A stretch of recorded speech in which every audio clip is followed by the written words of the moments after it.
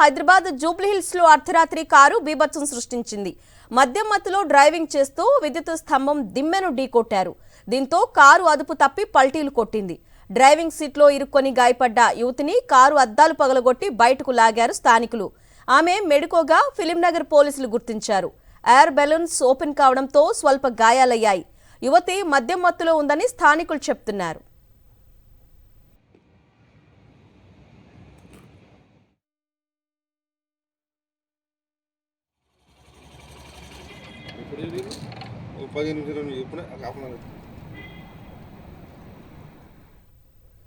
హైదరాబాద్ జూబ్లీహిల్స్ లో అర్ధరాత్రి కారు బీభత్సం సృష్టించింది.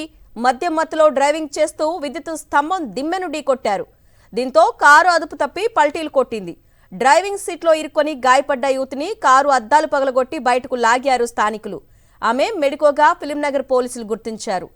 ఎయిర్ బెలూన్స్ ఓపెన్ కావడంతో స్వల్ప గాయాలయ్యాయి. యువతి మద్యం మత్తులో ఉందని చెప్తున్నారు స్థానికులు.